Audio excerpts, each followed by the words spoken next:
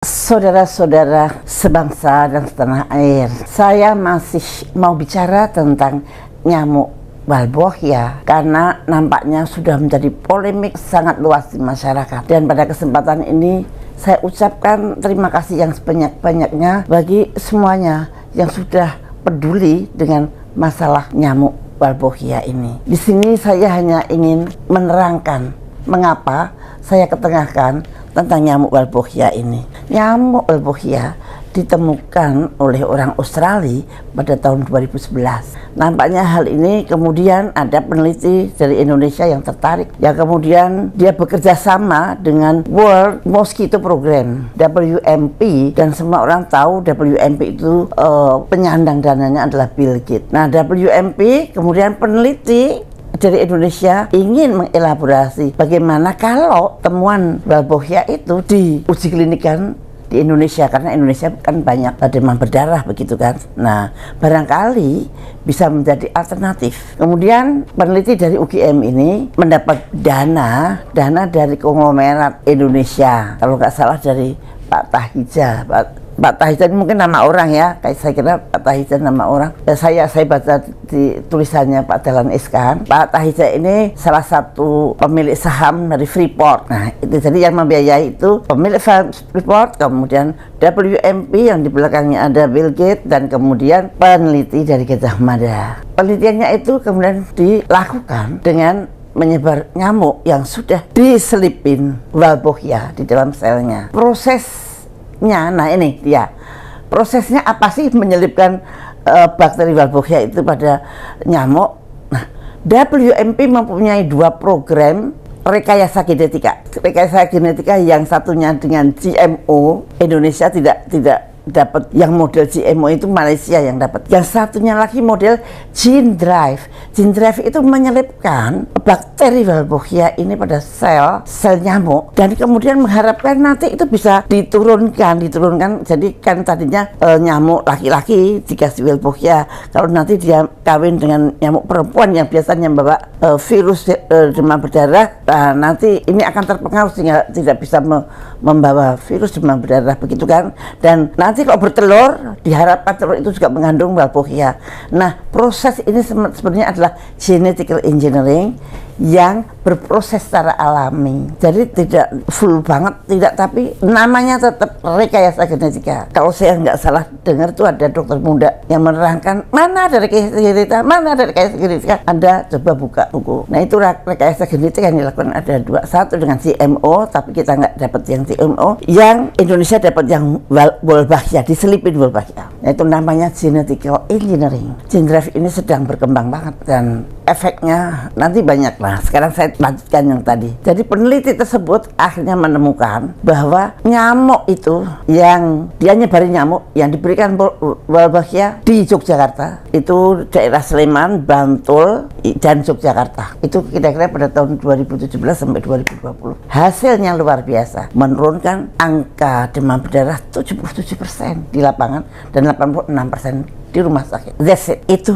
hasilnya. Tapi saya nggak tahu apakah si peneliti membandingkan dengan pencegahan konvensional, apakah dia hanya menyebarkan dan kemudian menghitung jumlah demam berdarah. Saya tidak terlalu ngerti. Yang jelas memang hasilnya ada seperti itu. Kemudian dipublikasi di New England Journal of Medicine dan itu dianggap valid. Sampai di situ it's okay. Profesor Uut dan kemudian menjadi profesor kan, hasil penelitiannya itu oke saja. Tidak ada masalah sampai di situ. Itu kegiatan penelitian akademis. Namun pada tahun 2002 Menteri Kesehatan membuat suatu SK dengan nomor 1341 tahun 2022. Menteri Kesehatan akan menerapkan inovasi tersebut di 5 daerah, yaitu Semarang, Jakarta Barat, Bandung, Bontang, Kupang, dan Bali. Ada 6. Kenapa kok diterapkan? Nah, itu yang saya pertanyaannya, yang Anda harus kritis. Soal penelitian it's okay, bahwa itu dibuktikan bisa menurunkan. Tapi apakah kita butuh itu di Indonesia? Nah, itu butuh pengkajian lagi. Kalau yang saya tahu, yang pengen menyebarluaskan hasil itu adalah WMP. Itu programnya World Mosquito Program. Dia kepengen menyebarkan hasil penelitian itu kemana-mana. Apakah Indonesia perlu? Satu, selama ini tidak ada itu berita yang demam berdarah melonjak, itu nggak ada. Dan kemudian ada beritakah rumah sakit membludak kayak zaman saya jadi menteri tahun 2007, demam berdarah luar biasa. Tahun 2002-2003 it's okay. Program-program Kemenkes berjalan dengan sangat bagus. Apakah itu PSN, apakah itu 3M. PSN itu pembersihan sarang nyamuk, 3M menguras, menutup, dan mengubur. Kemudian Jumantik, kemudian abatisasi. Kalau itu dijalankan dengan baik, saya kira mungkin bisa-bisa demam berdarah sangat minimal. Nah, pada tahun-tahun ini demam berdarah tidak menjadi berita yang mengejutkan. Nah, mengapa kita mesti memanggil nyamuk-nyamuk itu untuk mengendalikan demam berdarah? Demam berdarah toh sudah terkendali dengan programnya Kemenkes yang sukses. Benar loh, program Kemenkes saya acungin jempol bisa mengendalikan demam berdarah tanpa nyamuk. Tiba-tiba nyamuk itu dimasukkan sebagai alternatif. Menurut saya alasannya kenapa kita memakai nyamuk di negara kita ini yang mesti tanda tanya besar. Karena saya pernah menjadi Menteri Kesehatan, saya jadi berpikir, loh kenapa kita mesti memanggil nyamuk segitu banyak, ratusan juta? Betapapun juga pasti akan mengganggu lingkungan. Walaupun hasil penelitiannya Profesor Uut baik-baik saja. Coba sekarang yang bilang baik, berani nggak rumah Anda saya dipasangin 1 juta aja nyamuk di kamar Anda. Kalau Anda nyamuk itu Anda bilang baik-baik saja, Anda mau kamar Anda dikasih 1 juta nyamuk itu baru ngengengnya aja sudah bikin bising. Makanya ini yang perlu dipikirkan para pemegang kebijakan. Dengan hormat, Anda mempunyai suatu kewenangan yang penuh untuk memilihkan kebijakan bagi rakyat Anda. Nanti tolong pada waktu akan mengimplementasikan sesuatu, tolong dihitung untung dan ruginya. Kalau kita bandingkan dengan cara-cara konvensional dalam mengendalikan demam berdarah, jauh lebih efektif dan kita bisa mengajak masyarakat untuk berperilaku hidup bersih dan sehat, pembersihan jentik-jentik dan sebagainya. Jadi masyarakat ikut involve. Tapi kalau kita panggil nyamuk-nyamuk itu yang kita belum tahu efek jangka panjangnya, di mana gene drive sekarang sangat disoroti karena bisa membuat side effect yang tidak kita duga. Bagaimana Anda bisa mengendalikan nyamuk-nyamuk yang sudah dilakukan gene drive, jadi penyisipan makhluk yang lain itu akan suatu terjadi perubahan itu bisa revolusi, bisa evolusi, dan kita tidak akan bisa mengendalikan kalau sudah di lapangan. Contohnya Sri Lanka, setelah 3 tahun dicobakan dengan nyamuk itu, terjadilah timbullah nyamuk yang jauh lebih ganas. Kemudian Singapura tadinya mengikuti WMP, tapi ternyata justru terjadi kenaikan sampai 2 kali lipat. Maka pemerintah Singapura mengundurkan diri dari proyek GMP. Apakah kalau Singapura berani begitu, masa kita nurut-nurut saja? Yang jelas itu itulah kepentingan dari WMP, bukan kepentingan kita. Kepentingan kita sudah punya cara-cara dari Kemenkes yang bagus kok. Nah, kapan kita butuh nyamuk itu untuk membantu kita mengendalikan?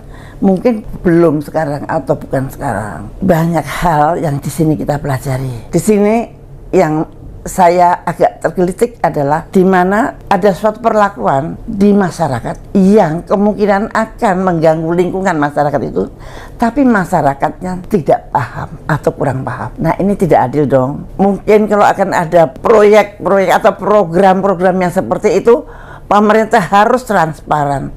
Pemerintah harus menerangkan selebar-lebarnya pada rakyat Indonesia. Jangan rakyat Indonesia jadi kaget-kaget. Jangan yang tahu hanya yang pegang telur nyamuk, tapi masyarakat yang akan kena dampaknya harus juga tahu. Ini penelitian ataukah implementasi program? Kalau penelitian, mestinya BRIN juga harus mendampingi. Nah, kalau memang implementasi program, pasti harus ada kajian yang betul bahwa yang diimplementasikan ini adalah lebih bagus daripada konvensional program. Saudara-saudara sekalian, ya saya mohon maaf membuat semua kaget, dan teman-teman saya juga kaget. Ada yang ahli konspirasi kemudian bercerita tentang konspirasi, ada yang tentang semua itu. Kalau saya hanya membicarakan substansi saja, karena pengalaman saya menghadapi hal-hal seperti ini selama 5 tahun menjadi Menteri Kesehatan dan 5 tahun menjadi Bantimpres. Saya ingin masyarakat terlindungi. Kalau ada apa-apa, siapa yang akan bertanggung jawab? Ini ada kabar baru tanggal 14 kemarin. Di Kulon Progo ditemukan 5 anak menderita Japanese encephalitis. Dia dibawa oleh nyamuk Culex. Rekayasa ada di nyamuk Aedes aegypti. Apa dong pengaruhnya terhadap Culex? Belum diteliti. Dan Japanese encephalitis sangat dekat dengan Walbochia, sangat dekat dengan Aedes aegypti, dan juga bisa dibawa oleh Culex. Sekarang ada 5 anak. Sekarang tahun berapa sayang? Tahun 2023. Penelitian berakhir pada tahun 2020. Persis seperti Sri Lanka. 3 tahun kemudian ada dampaknya. Apakah ini dampak daripada penyebaran nyamuk pada tahun yang berakhir pada tahun 2020 atau tidak? Nggak ada buktinya. Saya boleh mengatakan ada hubungan, tapi Anda juga bisa mengatakan tidak ada hubungan. Tapi ayo dong dibuktikan. Siapa yang harus membuktikan? WMP ataukah pemerintah yang sudah membuat SK, ataukah penelitinya? Ingat loh, korbannya rakyat loh, di Kulon Progo loh, yang meninggal 1, yang 5 sakit. Japanese encephalitis itu nyeremin, tanda-tandanya panas, kemudian terjadi kaku-kaku, kelumpuhan, kemudian ada disorientasi atau halusinasi, dan kematiannya itu kira-kira 30%. Dan yang terkena adalah anak-anak dan lansia. Siapa yang mau tanggung jawab sekarang? Paling-paling BPJS lagi yang disuruh tanggung jawab. Harusnya diteliti apa ada hubungan apa tidak dengan nyamuk yang disebarkan. Karena Japanese encephalitis adalah penyakit yang disebabkan oleh nyamuk Culex. Apakah ini ada hubungannya dengan penyebaran nyamuk Aedes aegypti yang diberikan Walbochia? Nah, hal-hal seperti ini, mengapa saya ngomong begini? Saya nggak ada maksud yang lain. Saya kepengennya masyarakat atau rakyat kecil terlindungi. Karena masyarakat dan rakyat kecil itu paling tidak tahu, yang saya paham, tapi bisa menjadi korban. Dan ini dari Kemenkes yang mengumumkan bahwa mereka sangat mungkin, karena kliniknya persis itu adalah Japanese encephalitis. Japanese encephalitis itu adalah radang otak yang disebabkan karena virus Japanese encephalitis yang sangat familiar dengan nyamuk. Nah, inilah keprihatinan saya untuk mengetuk hati saudara-saudara semua. Please, mulai saat sekarang pedulilah dengan program-program kesehatan. Kalau ada program-program yang aneh, please bersuaralah. Untuk apa? Untuk kepentingan kita bersama, bangsa dan negara Republik Indonesia ini. Bukankah bangsa dan Republik Indonesia ini adalah milik kita bersama-sama? Ayo kita jaga bersama-sama. Mudah-mudahan keterangan saya ini tidak menambah ketakutan. Takut tidak perlu, tapi waspada itu perlu.